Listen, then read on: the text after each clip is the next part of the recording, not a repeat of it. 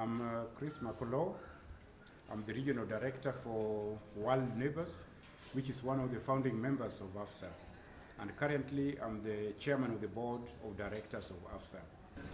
The AFSA 2021 meeting was very, very important, very critical, because it came after 2 years because of the influence of COVID-19. And a lot of important issues were discussed and resolved. The first was the issue of the food policy for Africa, which I think came out very, very clearly that that should be the case. Then the working groups came up with very good reports on what they have achieved in the last 2 years, which shows that the organ called working groups is working very, very well.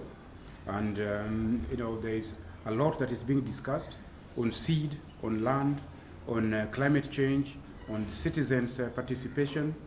Another thing that came out very clearly is the fact that this need for the working groups to relate with each other, to share experiences, and even to identify common topics that they can discuss together.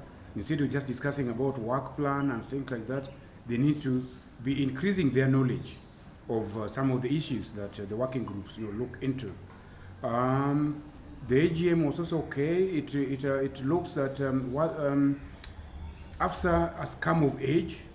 The level of participation was higher. It keeps on improving, which means that we are getting to know what we stand for as AFSA, what our vision is. People show that they understand what AFSA's vision is, and therefore they are all working together to ensure that AFSA achieves its objectives and realizes its vision. Africa has to push for transition to agroecology, because agroecology is actually being practiced by the majority of the small-scale farmers in Africa. They don't call it agroecology, but it is agroecology in practice, because they respect the land. They don't poison the land by using chemical fertilizers.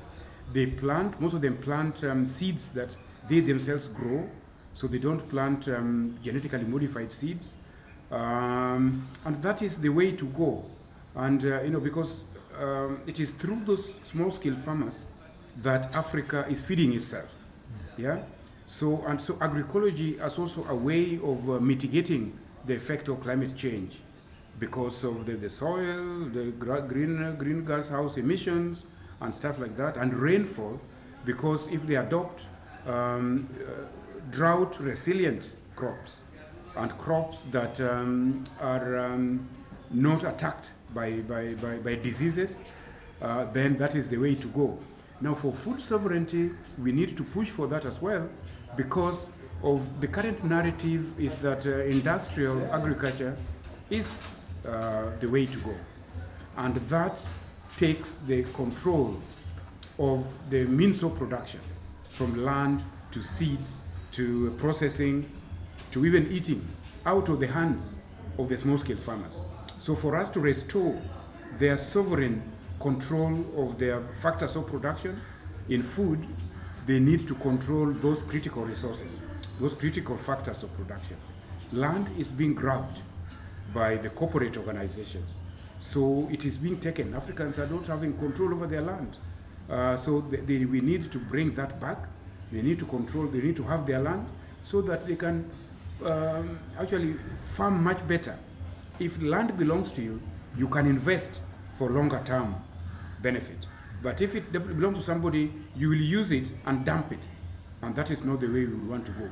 We want the agroecology to be practiced much more pervasively in Africa, because it is the only way we can respond to the impact of climate change. And food sovereignty, so that we are in control of what we produce.